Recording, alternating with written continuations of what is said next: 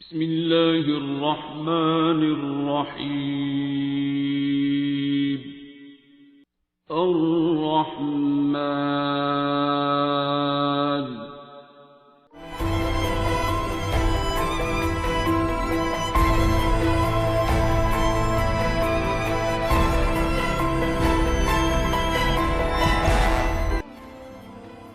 बिस्मिल्लाहिर्रहमानिर्रहीम। अस्सलाम वालेकुम वरहमतुल्लाहि वबरकातुहू। अल्लाहुम्मा सल्लि अला मुहम्मद व आले मुहम्मद। रब्बि इश्रह ली सदरी वयस्सिर ली अमरी वहलुल उक़दतम मिन लिसानी यफ़क़हू क़ौली। आमीन। ख़वातीन व हज़रात, आप देख रहे हैं कुतुब ऑनलाइन और मैं हूं बिलाल कुतुब। और आज आपकी बहुत सी गलत फहमियाँ जो हैं वो दूर करते हैं। आमतौर पर हम किसी डॉक्टर साहब को लेकर आते हैं जुमे वाले दिन ताकि वो आपके लिए आसानियाँ पैदा करें, लेकिन आज जो डॉक्टर है मेरे ख्याल में इनको डॉक्टर से ज़्यादा वो शख्स कहना चाहिए जो इशफाक साहब की ख्वाब थी कि आसानियाँ दो और आसानियाँ पैदा करो और आसानियाँ बांटो लोगों के अंदर। ये आसानियाँ बांटते हैं और आसानियाँ क्यों बांटते हैं? देखिए, लाहौर शहर ने बहुत से अदवार देखे और आइंदा भी इंशाल्लाह क़यामत तक बहुत से अदवार देखेगा।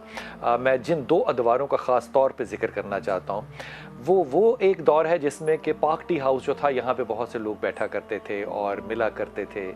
और यकीन कीजिए, ये दौर मैंने अपनी आँखों से देखा है, जिस्म ने गुजारा है कि सुबह की एक प्याली काले रंग की चाय की जो थी वो शाम तक वैसी ही भरी रहती थी और सारा दिन गुफ्तगू होती रहती थी। लेकिन वो मालिकान भी कमाल लोग थे, वो रात को जाते हुए आपसे पैसे भी जो है वो अगर आप दे सकें तो देते थे, वरना ना भी दें तो कोई बात नहीं होती थी। और एक प्लेट में सिर्फ 3 बिस्किट होते थे उस चाय के साथ, और इसकी टोटल कीमत जो थी वो 12 आने से शुरू होके तो 2 रुपए तक मैक्सिमम जाती थी, जिसमें पेस्ट्रियाँ शामिल हो जाती थी। लेकिन वहाँ के जो लोग, जो तालिब इल्म, जो गवर्नमेंट कॉलेज लाहौर ने, जो पंजाब यूनिवर्सिटी ने बताए, जो पैदा किए, उनमें अदीब भी निकले और सियासी रहनुमा भी निकले। फिर एक और दौर था जो मैं अब नहीं देखता। मिसाल के तौर पे उसमें मियाँ मीर साहब में नूर बाबा का डेरा था, यहाँ पे इशफाक साहब बड़ा जाया करते थे, अमजद इस्लाम अमजद भी यहाँ पे बैठा करते थे, अच्छी इल्मी बातें हुआ करती थी, खाना लंगर जो है वो होता था। अब ये माहौल जो था, देखिए, कहाँ इशफाक साहब और कहाँ बाबा नूर जो थे, उनके दरमियान में कोई इल्मी जोड़ नहीं था, लेकिन जो अखलाकी रिश्ता था वो अपनी जगह, लेकिन जो फ़हम का रिश्ता था उसमें इशफाक अहमद और अमजद जैसे लोग जो थे वो तालिब इल्म थे नूर बाबे के और हर वक्त और उसकी दुआओं के मोहताज थे। वासिफ साहब का एक दौर आया, वासिफ साहब ने एक और तरह से तालीम और इल्म देना शुरू किया, लेकिन वो आगे उनका बेटा जो है वो, मेरी दुआ है कि वो उसको लेके चल सकता, लेकिन मैं नहीं देखता कि आगे की नस्लें जो हैं वो उस इल्म को, उन गुफ्तगू को, उस बयान को, उस फ़हम को आगे लेके चल सकें। गिल साहब, इशफाक गिल जो है वो उलामा इकबाल टाउन में बैठा करते थे। इशफाक गिल वो आदमी है जिसकी वजह से मैं आज उस शख्सियत को मिला जिसकी कि आज बात करेंगे। अब बहुत सी आमलाएँ अब जो हैं, रूहानी आमलाएँ जो हैं वो अब लाहौर के अंदर हैं, जो कि इन्ना लिल्लाहि व इन्ना इलैहि राजिऊन के अलावा मैं और कोई जुमला नहीं कह सकता आपको। इस्तिखारा कराना हो, दम कराना हो, आप यकीन करें कि जिस तरह कोविड के अंदर लोगों ने मैसेज करने शुरू कर दिए थे ना कि सना मक्की से अगर इलाज ना हो तो हाथ कटवा देते, हाथ हुजूद किसी ने नहीं कटवाए, लेकिन सना मक्की से पता चला कि पेट खराब होने से, डिहाइड्रेशन होने से बंदे मर मुर ज़रूर गए, लेकिन किसी ने इस पर माजरत भी नहीं की। लेकिन बहुत से ऐसे लोग हैं जिनका कहा हुआ over a period of time, एक कंसल्टेंट जो है ना वो 10 साल में बन जाता है। Over a period of times अगर उसको 30 साल 40 साल गुजर जाएं और उसकी बात जो है वो स्टैटिस्टिकली करेक्ट साबित होती जाए, तो मेरे ख्याल में मेरे जैसे सेकुलर लोगों को भी सोचना चाहिए कि ये काम जो है यार, ये लग तो ठीक रहा है, शायद मेरी समझ में नहीं आ रहा। एक शख्सियत लाहौर में गुजरे हैं, लोग शायद उनको इस नाम से कम जानते हो, सफदर शाह बुखारी साहब जो थे, बड़े क्या कहना चाहिए, मलामती से लेके एक फ़कीर तक की शख्सियत जो थी वो उनकी नज़र आती थी, लेकिन उन्होंने जो कंट्रीब्यूट किया अपने सारी ज़िंदगी के अंदर, उस पे आज बात करेंगे। और बात करने के लिए डॉक्टर जावेद अहमद हैं हमारे पास। डॉक्टर अस्सलाम वालेकुम। डॉक्टर साहब, ये तो हो गया एक मजहबी सा ना रुझान के उन्होंने, एक बाबा था, एक मलामती था, या एक पीर था, या एक फ़कीर था, तो एक डॉक्टर जो कि अच्छा खासा पढ़ा लिखा अंग्रेज़ी का डॉक्टर है, MBBS डॉक्टर है, एसोसिएट प्रोफेसर है और इमरजेंसी केटर करता है, वो इस तरफ कैसे आ गया? वो इस तरफ कुदरत उसे ले आई। वैसे तो मैं चूँकि बहुत अच्छा कोई स्टूडेंट नहीं था, बस डॉक्टर बन गया, अल्लाह करीम ने मेरी माँ की मेहनत से मुझे बनवा दिया डॉक्टर। या तो उनकी दुआ थी। लेकिन अल्लाह से मैं अपने तौर पे ये समझता था कि शायद मैं बहुत अच्छा डॉक्टर नहीं हूँ, तो मेरी किसी गलती से कोई मरीज़ मर ना जाए, ये मुझे पहले दिन से बड़ा खौफ रहता था। और हाउस जॉब स्टार्ट हुई, फिर मेडिकल ऑफिसर हुए, फिर रजिस्ट्रार हुए, फिर कंसल्टेंट भी हो गए। तो पहले दिन से अल्लाह से एक मैं दुआ मांगता होता था कि सरकार दो आलम की ही हदीस मैंने पढ़ी थी कि अल्लाह ने हर मर्ज़ की शिफा नाजिल की है। तो मैं अल्लाह से अपने तौर पे नमाज जितनी भी टूटी फूटी पढ़ता था उसमें एक ही दुआ होती थी कि तूने हर मर्ज़ की शिफा नाजिल किया तो मुझे बता दे, मैं मुफ्त बांटूंगा। ये मैं अल्लाह से एक वादा करता था। अब वो शायद मैं अल्लाह को एक लालच देता था कि मैं मुफ्त बांटूंगा, अब दे तो सही। फिर ये हो गया कि आईसीयू करना शुरू हो गया। आईसीयू मेरा पैशन था। जी जी, ये गुफ्तगू आज कोई दुनिया में करता नहीं है। नहीं, बहुत से करते हैं लोग जी, हर बंदा करता है। मेरा ख्याल जब जहाज गिरने लगता है तो अल्लाह से ही गुफ्तगू होती है, या कहीं डूब रहे हो आप फंस जाए। सब कब मुलाकात हुई? सफदर शाह साहब से मुलाकात कब हुई? बाबा जी से फिजिकली आमने सामने बैठ के 2 दिसंबर 27वीं रमज़ान थी 2002 था, 2002 में। और उन्होंने आपको क्या बताया कि क्या किया करो? कुछ भी नहीं। एंटर होते साथ पहले तो उन्होंने मुझे, मैं एंटर ही हुआ तो उन्होंने कहा पागल डॉक्टर आया, तो मुझे वो भी अच्छा नहीं लगा। दूसरा मेरे ज़हन बात सही थी दूसरा मेरे जहन में था कि वो एक बहुत बड़ी दाढ़ी होगी, माथे से कोई नूर निकल रहा होगा। वो एक सादा से आदमी थे, छोटी सी दाढ़ी, बाल खिचड़ी से उस वक्त सादे सुली में कंबल में घुस के लेटे हुए थे, नीचे लेटे होते थे। तो लेकिन उनकी यही बातें याद रह गई मुझे, जो बार उन्होंने बस किया कि बेटा बाबा अपने आप से प्यार करो। अजीब सी बात थी, अपने आप को पहचानो, मखलूक़े खुदा से बेगरज प्यार करो, मुर्दा दिलों को जिंदा करो, मुर्दा दिलों को जिंदा करो। आपको सूरह रहमान कब दी? उसी दिन वहीं बैठे उन्होंने, मैं कोई गर्ज लेके नहीं गया था, हालांकि मुझे एक प्रिक हो गया था और मैं HIV और B और C वायरस तीनों का मैं पेशेंट था, किसी को पता नहीं था, चंद लोगों के सिवा, मेरे घर वालों को भी नहीं पता था। और 2 साल से मैं इसको सफ़र कर रहा था और अब अपनी तरफ से मैंने अल्लाह के आगे हथियार डाल दी थी कि अब मैंने मरना ही है, जब भी मरना है तो दुनिया में इसका इलाज नहीं है। तो उन्होंने भी कोई बात नहीं की। उन्होंने अलबत्ता ये ज़रूर बात की, जब उन्होंने दुआ करवा ली मुझे कुछ फील नहीं हुआ। मेरे साथ छोटा भाई बैठा हुआ था, वो लरज़ रहा था, वो कहता काबा नज़र आ रहा है, रोशनी नज़र आ रही, मुझे खुदा हुआ है, मुझे अंधेरा ही नज़र आ रहा है। सही बात है। तो आज तक नहीं कुछ नज़र आया। तो मुझे उन्होंने हंस के कहा भी, और तुझे क्या नज़र आया? तो मैंने कहा जी अंधेरा ही था, कुछ नहीं नज़र आया। कहते तुझे क्या नज़र आया? तुझे खुली आंखों से कुछ नहीं नज़र आता। तो वो 1 साल पहले दाता साहब एक मुलाकात इस किस्म की हुई थी कि मैं नमाज़ पढ़ गुजरे, 3 थप्पियाँ दे के गुजरे थे। किसी के कहने पर मैं दादा साहब गया था, अम्मा जी सामने रहती थी, मैं मानता ही नहीं था इस सिस्टम को। तो उन्होंने ज़िद करके मुझे भेजा था, वो लंबी कहानी हो जाएगी, लेकिन ये मुझे मिले नहीं, बस पास से ऐसे करके गुजर गए थे। तो चेहरा मुझे याद था, चूँकि ये सामने बैठे तो मेडिटेट हो रहा था कि यार मैं नमाज़ पढ़ूँ, ये बंदा सामने बैठा हुआ था, उठ जाए। तो ये कादे में बैठा था, तो ऐसे करके ये चले गए थे। मैंने फ़ौरन सलाम फेरने के बाद ढूंढने की कोशिश की, नहीं मिले थे। ठीक, वो टिपिकल उस वक्त टिपिकल हुलिया था, सिंधी टोपी, अजरक, ग्लासेस उस वक्त उन्होंने लगाई हुई थी, किसी बंदे से बात कर रहे थे, कुछ पढ़ रहे थे। लेकिन उस दिन ये टोपी और अजरक के बगैर थे, तो मैंने पिक नहीं किया। तस्वीर एक लगी हुई थी उन्हीं की, इसमें ज़रा डिफरेंट से हुलिये में, या वो चेहरे पे शायद कुछ जलाल सा पता नहीं क्या था, डिफरेंट था। तो मैं परेशान हो रहा था कि यार ये बंदा कहाँ देखा हुआ है, 1 साल पहले की बात थी, वो भी रमज़ान ही था। लेकिन बहरहाल वो हंस के कही जाए तुझे तो खुली आंखों से नज़र नहीं आता, मुझे तो नज़र आता है, ये बंदा एवं कार्रवाई डाल रहा है। तो तब उन्होंने कहा अच्छा दोबारा दुआ करो। एक बार और दुआ करवाई, उसके बाद उन्होंने सूरह रहमान भी लगाई, 5 मिनट लगी। फिर कहते हैं क्या सुना, कैसेट उनके पड़ी होती थी पास, टेक्स एक छोटा सा। तो फिर कहते हैं क्या फील किया, मैं कहा जी बड़ा अच्छा कलाम है अल्लाह का, और ठीक। तो तीसरी बार उन्होंने हंस के कहा कि अपना फ़ोन नंबर लिखाओ। तो मैंने कहा जी ये मैं भी आगे लोगों को बता दिया करूं। एक लेडी डॉक्टर साहब ने मुझे बताया था, उन्हीं की वो जानने वाली थी। उन्होंने क्या बताया था कि इसको सिर्फ सुनना है? उन्होंने कहा कि इसको सुनना है कारी बासित मिस्री की आवाज़ में, बगैर कारी साहब का भी नहीं बताया कि बासित की आवाज़ में सुनना। और इस पे मुझे एतराज़ था। अच्छा, केनी की आवाज़ में क्यों? मुझे पता नहीं था कारी बासित कौन है। मैंने कहा इनका कोई चाचा मामा है, उसकी कैसेट बेच रहे हैं। मैंने कहा जिस तरह सिंगर्स प्रमोट करते थे, तो मैं कहा कैसेट प्रमोट करें, क्या तरीका है, कुरान को भी शुरू हो गए हैं, मुझे पता ही नहीं था। तो एक एतराज़ सा भी था कि वाई जब शिफा तो कुरान में है, हाँ, तो इस तरह के सवाल कारी बासिती की क्यों? तो वो मैंने बात की भी, तो उन्होंने हंस के कहा कि हर दौर में कोई आशिक होता है, आशिक रसूल होता है। तो अब उसको किसका इश्क पसंद है? ठीक। तो उन्होंने प्यार से हंस के कहा कि सरकार दो आलम के 4 मुअज्जिन थे। हाँ। तो एक तो बिलाल हबशी है, बाकी 3 के तू नाम बता। हाँ। मैं अब इधर उधर देखना शुरू हो गया। ठीक है। हाँ। तो हंस के कहते हैं बिलाल ही का नाम क्यों पहला आता है ज़हन में? तो कहा बाबा हर एक का अपना अपना इश्क है, तो जिसका उसको पसंद हो वही मशहूर है। तो वो मशहूर है, उसकी मर्जी है। तो तुम किसी और की भी सुन लेना, उन्होंने ऐसे कह दिया, किसी की सुन लेना, ठीक है, लेकिन बेहतरीन रिजल्ट्स इसमें मिले हैं। सुबह दोपहर शाम 7 दिन सुनने हैं और दुआ करके पानी लेना, वो दुआ फिर उन्होंने करवाई, पानी लो, आंखें बंद करो, दिल साफ करो। ये कीज उस वक्त तो समझ नहीं होती, दिल साफ करो, सबको माफ करो, कहने के तो एक एक लाइन है ये। और काम बड़े जिंदगी भर और अपनी गलतियों पे शर्मिंदा हो के बल्कि अपनी नेकियां भी अल्लाह को कह दो कि उनको दे दो जिनसे तुमसे ज्यादती हुई है, और अब जो बच जाएं वो नबी की उम्मत को दे दो, उन्हें उनकी बड़ी फिक्र थी। ठीक, अब अपने गुनाह लेके जा ना जरा उसके पास, तू देख वो गुनाहगार से कितना प्यार करता है। बड़ा खतरनाक फिक्रा था उनका।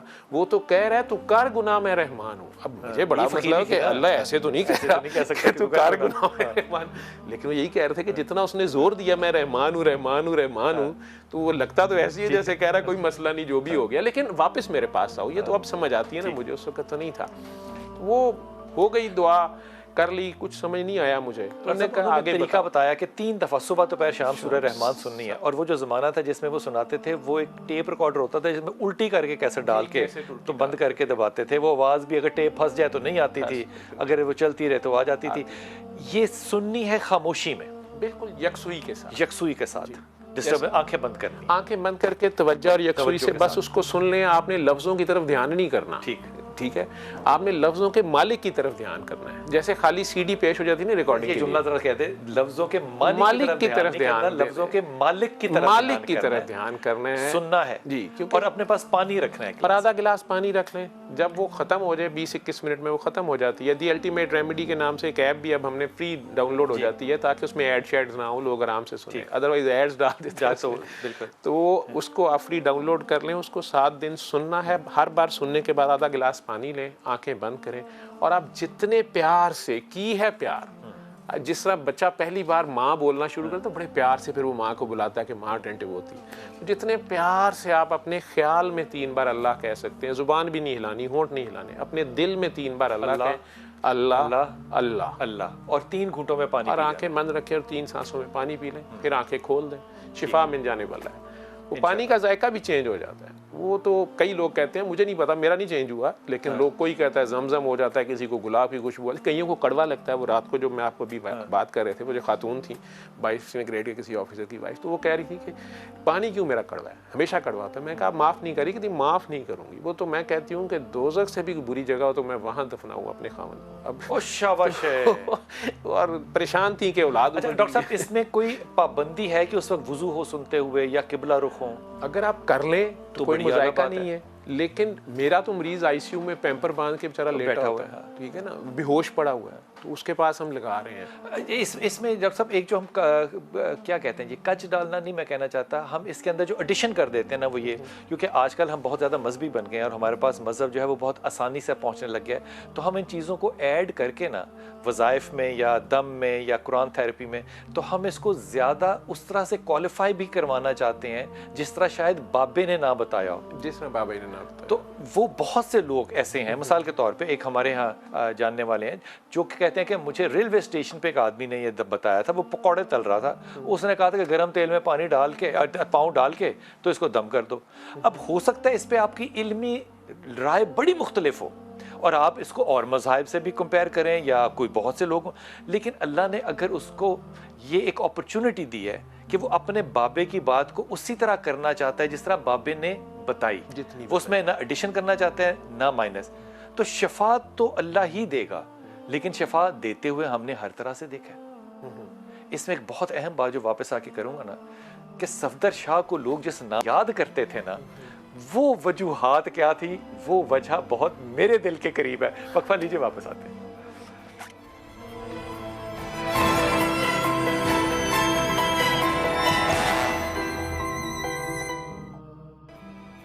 बिस्मिल्लाहिर्रहमानिर्रहीम। अगर जिन लोगों को इत्तफाक हुआ है हज़रत अली हजवेर की किताब पढ़ने का, कश्फुल माजूब, उसमें अगर और कुछ समझ में आया हो, बहुत सी इख्तलाफी बातें भी हैं, ये मैं नहीं बिल्कुल कह सकता कि इख्तलाफी बातें नहीं हैं, या ऐसी रूहानी बातें जो कि शायद इख्तलाफी लगती हैं। एक चीज़ उन्होंने ज़रूर वाज़े कर दी कि उन्होंने जो दर्जात हैं ना ये बाबों के, बुज़ुर्गों के, इनके ऊपर ना एक एकेडमिकल रिसर्च करके बताया कि पहला कौन सा दर्जा होता है, जमात अव्वल कौन सी होती है, दोम कौन सी, फिर आगे चलते चलते उन्होंने आखिरी जमात जो है उसका भी जिक्र किया कि वो कैसी होगी और वो कौन होगा। और लेकिन जब हम ये बात सुनते हैं और समझते हैं, हमारे पास आम तौर पे ये बात समझने की सलाहियत नहीं होती कि हम एक फ़कीर को, एक ऐसे बुज़ुर्ग को जो कि फ़कीर ना हो या आला दर्जे का हो, ज़रा हम इनके अंदर फ़र्क कर सकें, हम वो नहीं कर सकते। इसलिए मलामती को फ़कीर से अलग करना, उसको मलंग से अलग करना, हम उनको हमेशा शरीयत की नज़र से देखना चाहते हैं। जो कि मेरा ज़ाती ख़याल ये है कि बाब तनक्के को, अगर वो जो मनसेरा वाले, उसको आप शरीयत के दायरे में देखेंगे तो वो आपकी समझ में कोई नहीं पड़ेगा। अगर आप यहाँ पे सफदर शाह को शरीयत के दायरे में देखना चाहते हैं तो आपकी समझ में शायद ना पड़े। वजह क्या है? रबिया की कॉल ले लूं फिर बात बताता हूँ। जी रबिया, अस्सलाम वालेकुम बेटा। जी वालेकुम सलाम। मैं रबिया बात कर रही हूँ लाहौर से। जी जी बेटा। मेरी उम्र 24 साल है। मैं प्रोग्राम देखी थी, बड़ा अच्छा प्रोग्राम आपका चल रहा है। मैं एक सवाल पूछना चाहती हूँ। जी जी बेटा। जी मैं ये चाहती हूँ कि मैं ऐसी बन जाऊँ जैसी अल्लाह चाहता है अपनी बंदियों को, तो उसके लिए मुझे क्या करना चाहिए? अच्छा, पहली बात तो मैं रबिया एक बड़ा होने के हसीस से कह रहा हूँ, ये जो जुमला होता है ना, मैं ये चाहता हूँ, ये बड़ा तकब्बुर वाला जुमला है। जुमले के आगे पीछे कहीं इंशाल्लाह लगाना चाहिए, अल्लाह करे ऐसा हो जाए, दुआ मेरी ऐसी है कि अल्लाह मुझे ऐसा कर दे। अपनी तबीयत पे इस तरह का बोझ नहीं डालते कि मैं ये चाहता हूँ कि अल्लाह मुझे वैसा कर दे। अल्लाह तो ज़ाहिर है कर दे, क्या करना चाहिए मैं बाद में बताता हूँ। डॉक्टर साहब, आप इस बेटी का पहले रद्द अमल दीजिए।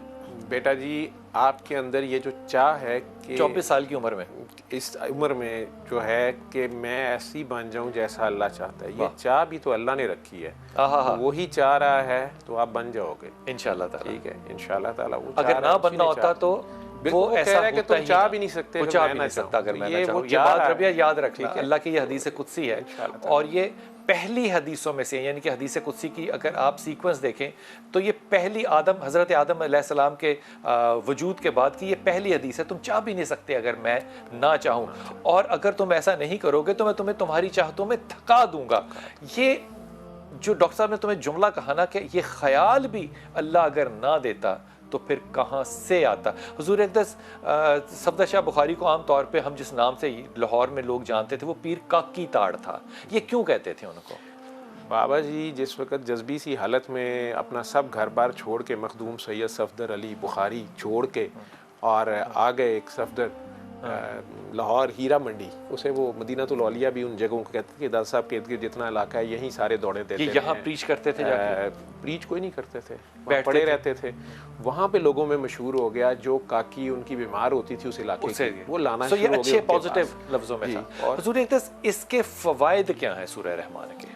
सूरह रहमान के फ़वाइद तो बेशुमार, जिसने भेजी है उसको पता होगा बेशक, लेकिन मैंने अपने हर किस्म के मरीज़ पे इस पे बेहतरीन रिजल्ट मुजज़ात देखे। मुजज़ात क्या मैं ऐसे कहूँ जी कि मेरी जहाँ मेडिकल साइंस ख़त्म होती है, मैं ये कह नहीं रहा कि आप ICU बंद कर दें, मैं खुद ICU करता रहा हूँ, मेडिकल वार्ड अभी भी कर रहा हूँ, लेकिन जहाँ मेरी डेड लिमिट आ जाती है। और कल का छोटा सा वाक़या कि मेरे दोस्त class fellow doctor Khalid Ali Gulab Devi में चेस्ट सर्जन है, उनका फ़ोन मुझे बार बार आई जा रहा, मैं मीटिंग में था, खैर मैंने उठाया कि इमरजेंसी ना हो, और वो थोड़े इंतहाई एंटी हैं मेरे से, वो कहते पढ़ लिख के तू ज़ाया कर देता। मेरा रूममेट भी है, यार दोस्त लंगोटिया, तो वो कहीं इस्लामाबाद गए हुए थे, तो मुझे हंसी जा रहा, कहते कि जावेद यार आज मैं कन्विंस हो गया, मैं इस्लामाबाद किसी काम आया था, मेरा बड़ा अच्छा पेशेंट कभी रहा था, वो बंदा मुझे मिला या दोस्त था उनका, तो इससे बात करो, मैं आज कन्विंस हो गया, मुझे नहीं पता किस बात पे कन्विंस हो गया। तो वो साहब उधर से रोना शुरू हो गए, दूसरे जिनको उन्होंने फ़ोन पकड़ाया, तो तकरीबन रोती आवाज़ में लगे, सर मैं सोच भी नहीं सकता कि मेरी आपसे बात हो रही, मैं जानूँ कौन है। तो डॉक्टर साहब आप फीस बिल्ला जो कुछ कर रहे हैं, मुझे रिट्रोपेरिटोनियल फाइब्रोसिस हो गया। डॉक्टरों ने ये इतनी शदीद बीमारी है पीछे से कि आपके सारे यूरेटर्स ये सारा कुछ पकड़ा जाता है, गुर्दे फेल हो जाएंगे, सारा कुछ, इलाज नहीं है दुनिया में, आपके अपना ही मसल मैस क्यों समझ लें, मैं उसको आम जुबान में कैसे समझाऊँ, अपना जिस्म अपने खिलाफ, अपने जिस्म के खिलाफ होकर आपके गुर्दों से जो यूरेटर्स आ रहे हैं या वाइटल जो ऑर्गन्स हैं वो उसमें ट्रैप हो जाएंगे और सारा फंक्शन ब्लॉक हो जाएगा, और आप वहाँ पहुँच के सर्जरी भी नहीं, कुछ भी नहीं, बहुत ही मुश्किल काम है, इनक्योरेबल डिजीज़ है। उसने तो उसने कहा जब डॉक्टरों ने मुझे जवाब दे दिया, मेरे सामने आपकी वीडियो आई, मैंने सूरह रहमान सुनी और ये वो साल पहले का वाकया बयान कर रहा है। ठीक। तो कहते जी मैं तो ये डॉक्टर साहब से दोस्ती है, मैं इन्होंने मुझे पूछा कि बड़ी देर से तू गायब था, मैंने कहा मुझे रिट्रोपेरिटोनियल फाइब्रोसिस हो गया था, तो मैंने कहा तू सही है, तू गाड़ी चला रहे हैं। तो इसने कहा कि नहीं जी मैं कोई अल्लाह का बंदा है डॉक्टर जावेद, उसने कोई सूरह रहमान का वो फीस बिल्ला बताता है, मैंने सुनी, मैं ठीक हो गया। तो ये हंसना शुरू हो गए, इन्होंने फ़ोन मिला दिया है। तो डॉक्टर साहब मैं आपका शुक्रिया अदा करना है। मैंने कहा नहीं मैं शुक्रिया नहीं लेता, अब इसको आगे बताओ। अपनी जुबान की ज़कात ना पढ़े, कोई एक दफा पढ़े, कम से कम एक दफा, कम से कम एक दफा सुन ले। पढ़ते हुए सर आपका ध्यान वो आप अपने लिए पढ़े, वो तो आपका जेर जबर की तरफ ध्यान है। सुनते हुए ध्यान मालिक की तरफ है। बड़ी अच्छी बात। सूरह रहमान वाले की तरफ ध्यान करना है। आयतुल कुर्सी कुछ नहीं करती, आयतुल कुर्सी वाला करता है। क्या बात है जी। समीरा अस्सलाम वालेकुम बेटा, क्या बात है। अस्सलाम वालेकुम अंकल जी। वालेकुम अस्सलाम जी। मेरा पुत्र डॉक्टर साहब मुझे आपसे ये पूछना है कि मेरी खाला है, मुमताज नाम है उनका। पहले उनको थायराइड था, थायराइड काफी टाइम से था उनको, लेकिन आहिस्ता आहिस्ता करके ना उनका थायराइड फट गया। फटने के बाद डॉक्टर साहब वो इतना अजीब डॉक्टर शेव आ गया, उसके अलग अलग मतलब शायद बहुत तकलीफ में है। डॉक्टर साहब प्लीज आप मुझे इनके लिए कुछ बताएं कि उनके लिए बेहतरी हो जाए कुछ। फालिज के लिए कसीदा बुर्दा शरीफ कारी खुशी मोहम्मद की आवाज़ वाला, मौला सल्लल्लाहु अलैहि वसल्लम दायमन अबदन वाला पीटीवी पे लगता था, वो आपने सुबह दोपहर शाम ऐसे ही 7 दिन उनके पास लगा दें, चाहे वो बेहोश भी हैं, और जब होश में आ जाएं तो वो 3 बार अल्लाह अल्लाह कह के बाद में पानी भी पीते रहें। लेकिन कसीदा फालिज, सिर्फ फालिज और जहनी अमराज के मरीज़ वो कसीदा बुर्दा शरीफ कारी खुशी मोहम्मद की आवाज़ में सुबह दोपहर शाम 7 दिन कसीदा बुर्दा शरीफ कारी खुशी मोहम्मद की आवाज़ में आपको वो नेट से मिल जाएगा, पीटीवी इसी अल्टीमेट रेमेडी में से, अल्टीमेट रेमेडी में दोनों है, ये दोनों है। और उसको सुनना है 3 दफा, उसको आंखें बंद करके सुन लें, बेहोश कम से कम एक दफा तो सुनना, लगा रहे कमरे में, ओवरडोज ना हो जाए, सुबह दोपहर शाम 7 दिन। ठीक है, लगा रहे कमरे में। अगर बेहोश भी है पेशेंट तो कोई बात है, तो लगा रहे डोज बाबा जी ने सुबह दोपहर शाम बताइए। जी अमजद अस्सलाम वालेकुम बेटा। जी अमजद। जी मैं अमजद बात कर रहा हूँ रावलपिंडी से। जी जी अमजद। अच्छा मेरी मिसेस का ब्लड प्रेशर बहुत ज्यादा हाई रहता है ना। हाँ, तो तंग ना किया तो बहुत सारे डॉक्टरों के पास गए हैं, कार्डियोलॉजी में भी गए हैं, हर हॉस्पिटल में गए हैं, लेकिन कोई फर्क नहीं पड़ा ना। अच्छा, तो अभी ये आपका प्रोग्राम चल रहा था यहाँ पे ना, तो लाइन ना, तो उस पे मैंने नंबर देखा था, आपकी तरफ कॉल की है, तो उसका कोई पूछना है। अच्छा ये बताओ कि बेगम किसी मेडिकेशन पर है? जी सर, मतलब कोई दवाई ले रही है? जी जी जी, अभी इजी डे भी मैंने उनको एक गोली दी है, लेकिन उससे कोई फर्क नहीं पड़ रहा। हाँ तो मासूम सी गोली है ना, अगर ब्लड प्रेशर ज्यादा है तो फिर इजी डे तो बेचारी बहुत मासूम सी है। लेकिन ये जो दम है ये डॉक्टर साहब से ज़रा सुनना और इसको करके देखना, लेकिन मेडिसिन भी कर लेना। ये ना हो कि तुम कहो कि मैंने मेडिसिन नहीं करनी है। डॉक्टर साहब क्या करें?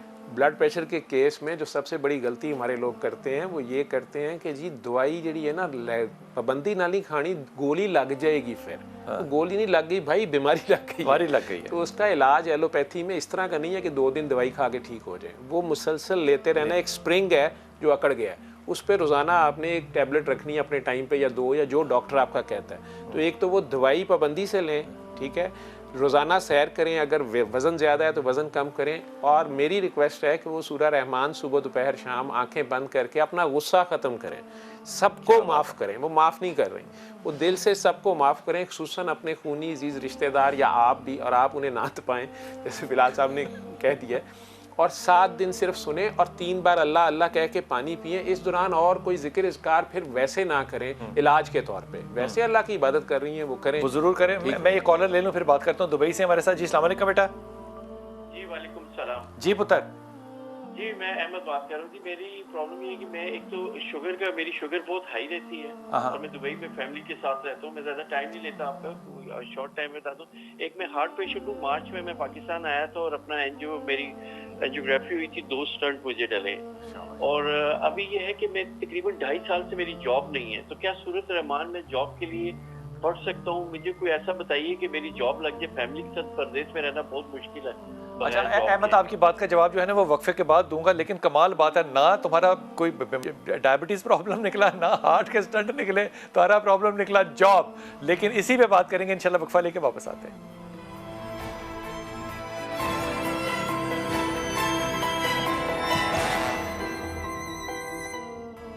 बिस्मिल्लाहिर्रहमानिर्रहीम। ये बात जो है ना, ये मैं बड़े अदब से कह रहा हूँ कि वो बात जो कि डॉक्टर साहब कह रहे हैं कि इसको 3 दफ़ा पढ़ना है और ख़ामोशी से सुनना है बासित की आवाज़ में, और पानी पीना है 3 घूंटों में, और लफ्ज़ जो है वो अल्लाह कहना या अपने दिल में पढ़ना है। ये बात कहना बड़ी आसान लगता है, लेकिन यकीन कीजिए कि मैं पिछले 30 साल के तजर्बे में आपको बता रहा हूँ कि तौफीक उसी को मिलती है जिसको अल्लाह चाहता है। बात जितनी मर्जी आसान हो, लेकिन करने का जो पर्पस है वो अपनी जगह, लेकिन करने की जो तौफीक है वो बिल्कुल अपनी जगह। जी अवैस, अस्सलाम वालेकुम बेटा। वालेकुम अस्सलाम जनाब अली, आप खैरियत से? अल्हम्दुलिल्लाह। मेरा मसला ये है कि मुझे 2 महीने 10-11 दिन हो गए कि मुझे फालिज का अटैक हुआ है। आहा, अच्छा। तो मैं फिजियोथेरेपी तो करा रहा हूँ, लेकिन परेशान हूँ क्योंकि मैं मार्केटिंग करता था तो बिल्कुल मैं बैठ गया हूँ, ना कोई वर्किंग है ना कुछ है, तो बड़ा परेशान हूँ इस बारे में। अच्छा ये बताओ, तुम्हारी जुबान तो ठीक है ना, लहजा तुम्हारा भी ठीक है? जी, आप थोड़ा सा फर्क आया था, लेकिन अल्हम्दुलिल्लाह अब ठीक है। गुड। फिजियोथेरेपी ज्यादा किस चीज की कराते हो, लोअर पार्ट की, अपर पार्ट की, या दोनों की? लोअर पार्ट भी है, अपर पार्ट भी है जी। अच्छा, एक मैं तुम्हें मशवरा दूं। जी जी। अब जो मार्केटिंग का स्टाइल है ना, ये दुनिया से निकल के ना रूहानियत की दुनिया में चले जाओ। जो मार्केटिंग यहाँ पर तुम्हें मिलेगी ना नफ़े वाली, यकीन करो अवैस कि वो कहना जो है वो एक कमज़ोर बात है, लेकिन करके देखना। मैं तुम्हें बात बड़ी ज़िम्मेदारी से कह रहा हूँ, डॉक्टर साहब जो कह रहे हैं ना, इसको करके देखना, और ये कोई लंबा काम नहीं है, सिर्फ 7 दिन है। डॉक्टर साहब, कसीदा बुर्दा शरीफ कारी खुशी मोहम्मद की आवाज़ में आंखें बंद करके सरकारे दो आलम के दरबार में पेश होके बस सुन लेना। अपने दिल में ही है आपके, वो जहाँ जहाँ रब्बुल आलमीन है ना, वहीं वहीं रहमतुल्लिल आलमीन है। तो बस खुद को पेश कर देना और सुन लेना, 1 हफ्ता सिर्फ, ठीक है। और 8वें दिन से बस पानी 3 बार अल्लाह कह के पीते रहना, और ज़्यादा से ज़्यादा लोगों को खुद बताते रहना, यही ज़ुबान की ज़कात समझ के, कि अपनी जो मार्केटिंग आप करेंगे उसके साथ ये भी बताते रहना। जिसको दुखी देखें, परेशान देखें, बीमार देखें, कोई मसला हो, उसको सूरह रहमान सुनने का कह दें, और फालिज वालों को अपनी कहानी सुना के। आपने फरमाया था कि कुछ जो ज़हनी मर्ज हैं उनके लिए कसीदा बुर्दा शरीफ, और ये जितने लोग जो है, हो सकता है कोई ये बात भी कहे कि जनाब वो ना कुरान है ना हदीस है, तो कसीदा बुर्दा शरीफ की ज़रा गूगल पे जाके तारीख पढ़ना, यकीन कीजिए कि ये वो कसीदा है जिसके ऊपर मेरे नबी की जो शान है उसकी मोहर लगी हुई है। ये आप कमाल देखिए करके, कसीदा पढ़िए, पानी पीजिए, 3 दफ़ा कीजिए। जो नहीं कर सकता वो 1 दफ़ा कर ले, लेकिन क्योंकि बाबा जी ने 3 दफ़ा का कहा हुआ है इसलिए वो कीजिए। हेडफोन लगा के सुन सकते हैं, हेडफोन लगा के भी सुन सकते हैं, वैसे भी सुन सकते हैं। ठीक है। सुमेरा, अस्सलाम वालेकुम बेटा। जी वालेकुम सलाम। जी बेटा। बिलाल भाई, मैं रावलपिंडी से बात कर रही हूँ। जी बिस्मिल्लाह। मेरे शोहर ने ना तकरीबन 6 महीने पहले ना मतलब शादी कर ली थी दूसरी, वो लड़की को लेके भाग गए थे। किसको लेके भागे थे? मतलब लड़की के साथ उन्होंने शादी कर ली थी, उसको लेके वो पिंडी आ गए थे। तो भागे तो नहीं ना थे, शादी कर ली थी ना। जी, तो फिर मतलब मैं मुल्तान से रहने वाली हूँ, मेरे 3 बच्चे हैं। अच्छा। चौथे के लिए मैं प्रेग्नेंट हूँ। तो फिर मुझे पता चला कि वो पिंडी में है, तो मैं फिर मतलब उनके पीछे आई यहाँ आके, मतलब वो उन्होंने मुझे घर भी लेके दिया, बच्चों का घर है, लेकिन वो घर नहीं आते, ना मेरे पास ना मेरे बच्चों के पास आते हैं। अच्छा ये सुमेरा, ये बताओ कि अभी आप मुल्तान में हैं या पिंडी में हैं? नहीं, मैं पिंडी में हूँ। बच्चे भी यहाँ पर हैं? जी, मेरे बच्चे भी इधर ही हैं। तो आपका सारा जो खर्चा है वो कौन उठा रहा है इस वक्त? वो वही कर रहे हैं। वो कर रहे हैं? वो भी बस, हाँ मतलब वो भी बहुत पूरा सा था, मतलब लेकिन वो जो मतलब आते नहीं है, मतलब देखते नहीं, मैं बीमार हूँ, मैं खुश हूँ, मैं दुखी हूँ। अच्छा वो एक तो हो गई जज्बाती बात ना, तो एक हो गई उसके फराइज की बात, यानी कि वो जो प्रोवाइड करने वाली चीजें वो अपनी हैसियत के मुताबिक कर रहा है ना, ये बात तो मान रही हो ना? अब क्वेश्चन क्या तुम्हारा, क्वेश्चन करो।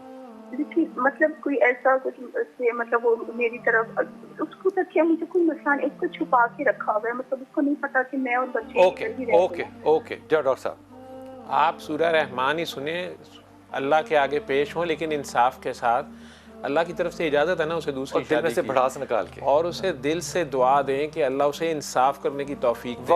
आपकी तरफ भी उसकी तरफ भी, आप इंसाफ ही की बात करें। अब उसने शादी की है ना, निकाह की है, अगर ज़ना कर रहा है तो अल्लाह उसको हदायत दे, लेकिन अगर उसने शादी की है और आप अब कर ली है उसने, तो आपको पता है कि अल्लाह करीम ने इजाज़त दी है 4 शादियों की, अल्लाह उसके अवामिल वो जानता है, लेकिन इंसाफ का हुक्म अल्लाह ने दिया है तो अल्लाह करीम उसे इंसाफ की तौफीक दे देंगे। आप सूरह रहमान 7 दिन सुने ना, आप माफ़ करें ना गुनाहगार को। हमारी भी कुछ गलतियाँ होती हैं, क्या बात है, हमारी भी गलतियाँ होती हैं, तो फिर हमारी भी गलतियों की माफ़ी हो जाएगी। अल्लाह की मखलूक को अल्लाह की खातिर आप माफ़ करें तो अल्लाह की रहमत भी माफ कर देगा। सुमेरा, ये बात बड़ी पक्की है कि तुमने ये जो करना है 7 दिन, ये चिल्ला काट लो, मैं तो इसको चिल्ला ही वैसे कहता हूँ, लेकिन वजीफा समझ लो, जो भी समझ लो, लेकिन दिल से जब तक माफ़ करके नहीं आगे चलोगे तो फिर मामला जो है वो इसी तरह रहेंगे। अल्लाह से दुआ करो कि अल्लाह ताला उसको इंसाफ करने की तौफीक अता करे। हुमैरा, अस्सलाम वालेकुम बेटा। वालेकुम सलाम। बहराल भाई, मैंने आपसे बात करनी है। जी बिस्मिल्लाह। मैं बहुत ज्यादा, मेरी 2 बेटियां हैं। एक बेटी मेरी 6 माह की थी, दूसरी बेटी 2.5 साल की थी जब मेरे शौहर का इंतकाल हो गया था जी। और मैं टीचर थी स्कूल में, मैंने बाद में पढ़ाई की, टीचिंग की, और उसके बाद मेरा एक्सीडेंट हो गया, मेरा मोरा टूट गया कमर का, और उसके बाद मुझे ना मोशन पे कंट्रोल है ना मुझे पेशाब पे।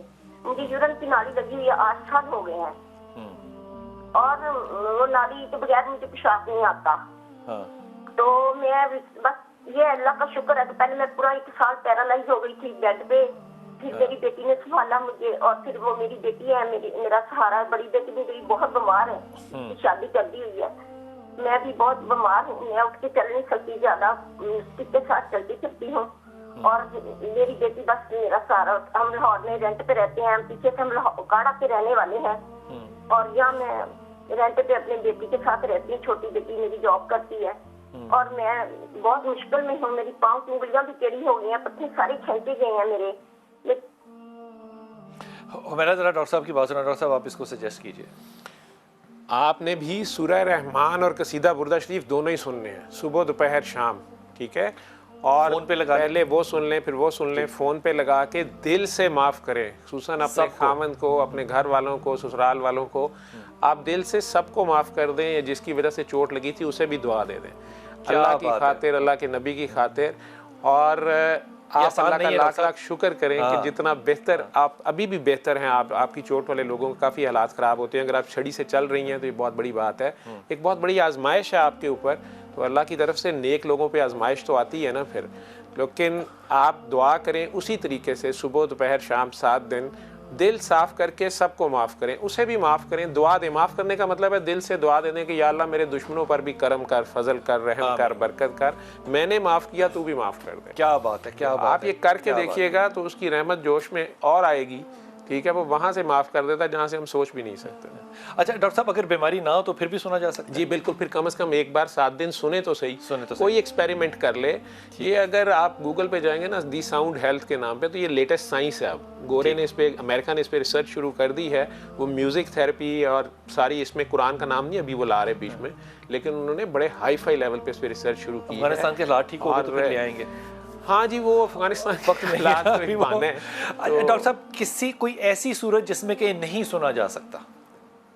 जिसमें कि नहीं सुना जा सकता, छोटे बच्चों को नहीं सुनाना। जो 12 साल से छोटे बच्चे हैं उनके माँ बाप सुनेंगे। बच्चे बीमार नहीं होते, माँ बाप बीमार होते हैं, या पीछे दादा दादी, नाना नानी, मौरूसी बीमारी आ रही होती है, तो उसमें माँ बाप सुनेंगे, और माँ बाप ही दुआ करके पानी पिएंगे, बच्चे ठीक हो जाएंगे। ये लोगों की वीडियोस पड़ी हैं रिकॉर्डेड कि उन्होंने खुद कहा कि हम ठीक हुए। जो नाबालिग बच्चे हैं, जो समझदार नहीं है, माँ बाप सुनेंगे और वो उनको दुआ दें, वो ही दुआ देंगे। पानी भी माँ बाप ही 3 बार अल्लाह कह के 3 घूंट पानी पी लेंगे। बस माँ बाप बच्चे के माँ बाप रहे। माँ जो है ना, स्पेशली वो बच्चे की 70 माएँ बनने की कोशिश ना करे, बड़ी माँ ना बनने, वो अल्लाह जितनी है वो उसके मालिक ना बने, उसकी नर्स रहे। बहुत शुक्रिया डॉक्टर साहब, बहुत शुक्रिया, बड़ा लुत्फ आया, बहुत लुत्फ आया। और वो लोग जिनका कि इसके ऊपर कोई भी कमेंट होगा, कोई राय होगी, वो सर आंखों पे, लेकिन मामला सिर्फ यही है कि देखिए, वो बुजुर्ग हो, कोई बहुत आने वाले या कोई फ़कीर हो बताने वाला, वो जुमला जो है ना, मिन जानिब अल्लाह, इस पर ज़रा गौर कीजिएगा। और ये जो बात की है ना डॉक्टर साहब ने, माफ़ कर देने वाली, और फिर वो लोग जो मोहब्बत की तरफ आते हैं, खुदा उनको आजमाइश में ज़रूर डालता है। ये बुखारी शरीफ में ढूंढिएगा, आपको दोनों हदीसें मिल जाएंगी इंशाअल्लाह।